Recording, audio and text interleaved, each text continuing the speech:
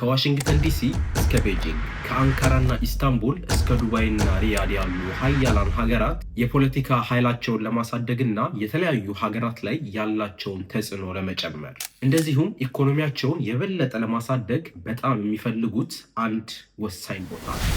ከዚህ ቦታ በስተምስራቅ በኩል በሃይማኖታዊ ፖለቲካ እጅግ በጣም የማይስማሙ እንደዚሁ በኢኮኖሚ ትልቅ ፉክክር ውስጥ የገቡ ሀገራት የሚገኙ ሲሆን ከዚህ ቦታ በስተምዕራብ በኩል ደግሞ በብሔር በጎሳና በዘር ሁሌም ጦርነት ላይ ያሉ ፈጽሞ አብረው ሊሰሩ የማይችሉና ፈጽሞ የማይግባቡ ሀገሮች ያሉበት ቦታ ነው። ይህ ቦታ ቀይ ባህር ሲሆን ቀይ ባህርን እንደዚሁ በአካባቢው ያሉትን ቦታዎች በተለይም የምስራቅ አፍሪካ ቀንድን መቆጣጠር መቻል ማለት አንድም የዓለምን ንግድ መጠበቅና ከኤዥያ ወደ ዩሮፕ የሚሄዱ ሸቀጣሸቀጦችን መቆጣጠር ሲሆን በሌላ በኩል ደግሞ በምስራቅ አፍሪካ እንደዚሁም በመካከለኛው አፍሪካ ውስጥ ያሉ ያልተነኩ እምቅ ሀብቶችን መቆጣጠር ማለት ነው።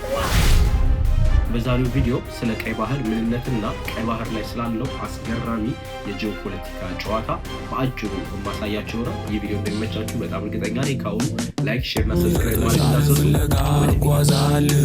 ጥሩ ቀናት ይመጣሉ ብዬ አምናለሁ። የተሻለ ፍለጋ እጓዛለሁ። ቢደክመኝ አላቆምም፣ አርፋለሁ። ቀይ ባህር ለዓለማችን የባህር ላይ ንግድ እንደዚሁም ኢኮኖሚ እጅግ በጣም ወሳኝ መተላለፊያ መንገድ ሲሆን ወደ 12% የሚጠጋው የዓለማችን ንግድም በዚህ 2250 ኪሎ ሜትር በሚረዝመው እንደዚሁም ወደ 350 ኪሎ ሜትር በሚሰፋው የባህር መንገድ ላይ ይተላለፋል። ታዲያ በዚሁ በቀይ ባህር በኩል በጣም ትልልቅ ጭነት የያዙ መርከቦች ከኤዥያ ወደ ዩሮፕ የሚሄዱ ሲሆን ከሳውዲ አረቢያ እንደዚሁም ከዩኤኢ እና ከሌሎቹ የአረብ ሀገሮች ደግሞ በጣም ብዙ በርሜል ነዳጅ የጫኑ መርከቦች ወደ አውሮፓ ሀገራት በየቀኑ ይህንን የቀይ ባህር መንገድን አቋርጠው ያልፋሉ። ይህ የቀይ ባህር መንገድ በመግቢያውም በመውጫውም በኩል በጣም ጠባብ ነው። በመግቢያው በኩል ማለትም በጅቡቲና በየመን በኩል ያለው መንገድ ስፋቱ ወደ 30 ኪሎ ሜትር ብቻ የሚረዝም ነው። ከዚህም በተጨማሪ ሌሎች በጣም ብዙ ትናንሽ ደሴቶች በአካባቢው ስላሉ ለመርከቦች ማለፊያ የሚሆነው መንገድ 2 ወይም ደግሞ 3 ኪሎ ሜትር የሚረዝም ብቻ ነው። በግብፅ በኩል ያለው መንገድ ደግሞ የሱዌዝ ካናል ተብሎ የሚታወቅ ሲሆን የሱዌዝ ካናል ለግብፅ ኢኮኖሚ በጣም ትልቅ ገቢ የሚያስገባ በዛ በኩል የሚያልፉት መርከቦች እንዳለ ለግብፅ ቀረጥ እየከፈሉ የሚያልፉ ሲሆን ስፋቱም 205 ሜትር ብቻ ነው። ይህም ነገር ቀይ ባህርን ለተለያዩ አደጋዎች በቀላሉ ተጋላጭ ከማድረጉም በላይ አንድ ከዩሮፒያኖቹ ወይም ደግሞ ከአረቦቹ ሀሳብ ጋር የማይስማማ ግሩፕ ወይም ደግሞ ሀገር ቀይ ባህር ላይ የተለያዩ ችግሮችን በቀላሉ በመፍጠር የዩሮፒያኖቹ እንደዚሁም የአረቦቹ ሀገር ኢኮኖሚ በቀላሉ እንዲናጋ ማድረግ ይችላል።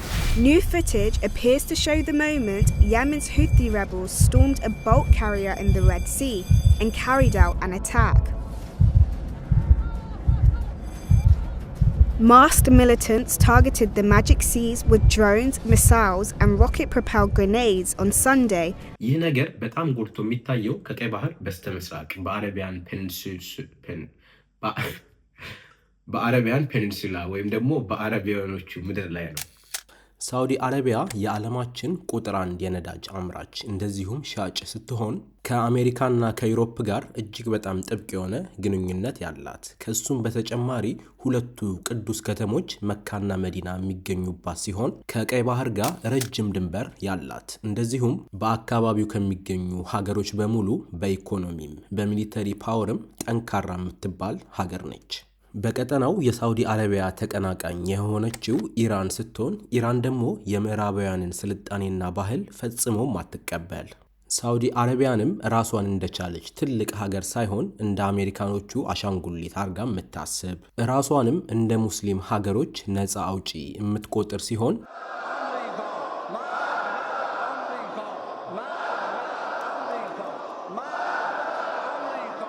ይህንን ሐሳቧን ለማሳካትም የተለያዩ መንገዶችን ትከተላለች።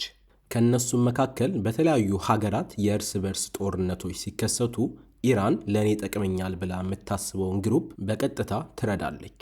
ከነዚህም መካከል በየመን ባለው የእርስ በርስ ጦርነት የሁቲ ቡድኖችን የምትረዳ ሲሆን ሳውዲ አረቢያ ደግሞ የመንግስት ኃይሎችን በመርዳት ኢራንና ሳውዲ አረቢያ በእጅ አዙር ለረጅም ጊዜ ተዋግተዋል። ታዲያ ከቅርብ ጊዜ ወዲህ ከአሜሪካና ከቻይና ውጪ ኢኮኖሚያቸው በጣም በፍጥነት እያደገ የሚገኘው የአረብ ሀገሮች በቀይ ባህር ላይ እንደዚሁም በምስራቅ አፍሪካ ላይ የራሳቸው የሚሊተሪ ቤዝ እንደዚሁም ወደብ መፈለግ ጀመሩ። ጅቡቲ የአሜሪካ፣ የቻይና፣ የጃፓን፣ የፈረንሳይ እንደዚሁም የጣሊያን ሚሊተሪ ቤዞች የሚገኙባት ሲሆን ከነሱም በተጨማሪ የሳውዲ አረቢያ፣ የኳታር፣ የህንድ እንደዚሁም የተለያዩ ሌሎች ብዙ ሀገራት ወታደሮች በየጊዜው የሚገኙባትና የቀይ ባህር ንግድን በንቃት የሚጠብቁ ወታደሮች የሚገኙባት ሀገር ነች።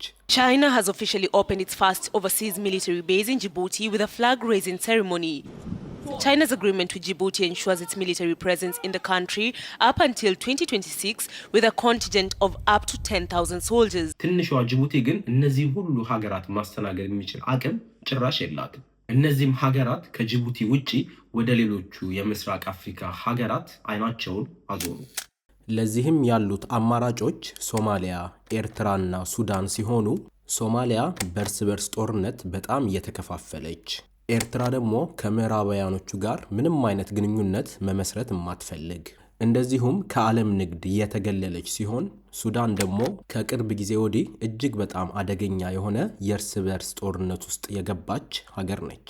በጣም የሚያሳዝነው ታዲያ ይህ የእነዚህ የምስራቅ አፍሪካ ሀገራት የማያልቅ ጦርነት እንደዚሁም ፈጽሞ አብሮ መስራት አለመቻል ለነዚህ የፖለቲካ ኃይላቸውን ለማሳደግ እንደዚሁም የአፍሪካን ያልተነካ ሀብት ለመጠቀም ለሚፈልጉ ሀገራት እጅግ በጣም የምስራች ነው ይሆነላቸው።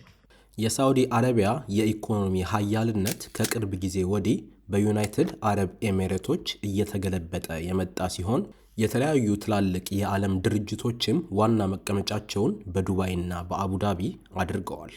ዩናይትድ አረብ ኤሚሬትም በአፍሪካ ቀንድ ያላትን ተጽዕኖ የበለጠ ለማሳደግ ከኢትዮጵያ እንደዚሁም ከሶማሊያ ተገንጥላ ራሷን የቻለች ሀገር መሆን ከምትፈልገው ከሶማሌላንድ ጋር በቅርበት የሚሰሩ ሲሆን በቀጠናው ያላቸውን ኃይል ለማሳደግም የሶማሌላንዱን የበርበራ ወደብ እንደ አዲስ ለመስራት እንደዚሁም ከኢትዮጵያ እስከ ሶማሌላንድ ድረስ የሚዘልቅ የባቡር መንገድ ለመስራት እቅድ ይዘዋል።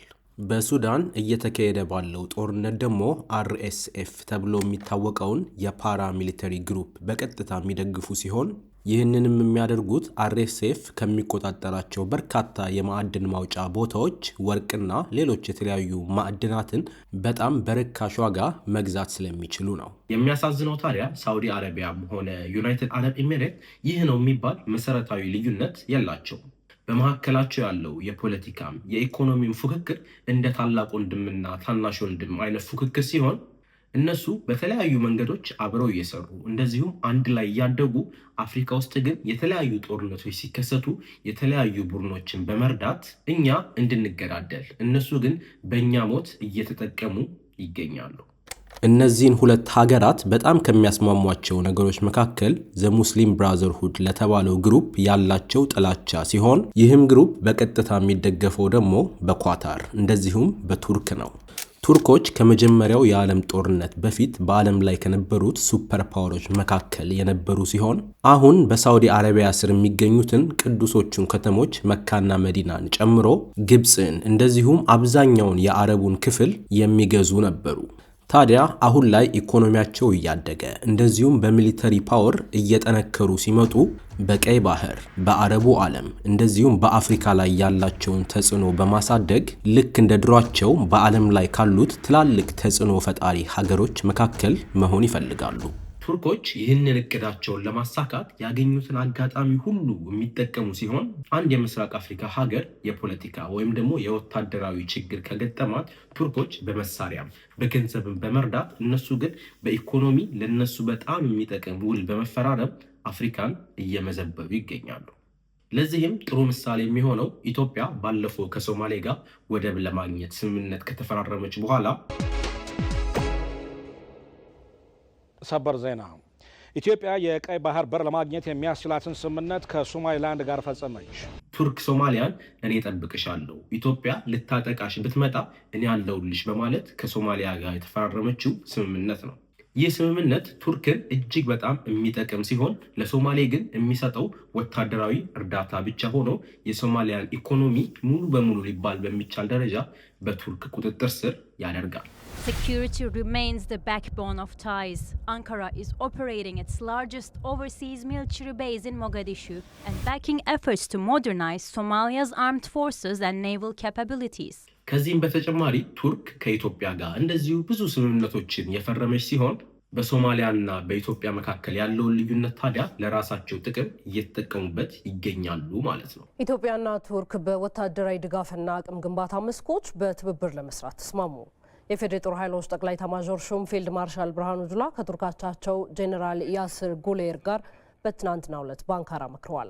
ከቱርክና ከዩኤኢ ከሳውዲ አረቢያና ከቻይና ውጭም ግብጽ እንደዚሁ ለራሷ ጥቅም የተለያዩ ስምምነቶችን በምስራቅ አፍሪካ ውስጥ የምታካሄድ ሲሆን ከሳውዲ አረቢያ፣ ከዩናይትድ አረብ ኤሚሬት፣ ከቱርክ፣ ከቻይና እንደዚሁም ከአሜሪካ ጋር በጣም የተለያየ ውስብስብ ግንኙነት ያላት ሲሆን ይህ በቀይ ባህር ዙሪያ እንደዚሁም በምስራቅ አፍሪካ ቀንድ ዙሪያ ያለው ፖለቲካ በጣም ራስ የሚያሳምንና ጭራው ሊያዝ የማይችል ውስብስብ የሆነ ጂኦፖለቲክስ ነው። ታዲያ ኢትዮጵያ ከቅርብ ጊዜ ወዲህ ወደብ ያስፈልገኛል ብላ እጇን ቀጥታ እዚህ የጂኦፖለቲካ ጨዋታው ስከት እንደዚህ አይነት ውስብስብ ነገሮች ውስጥ ቀጥታ የገባች ሲሆን እና የተከበረው ምክር ቤት ኢትዮጵያ ቀይ ባህር አይገባት የሚለውን አልሰማንም።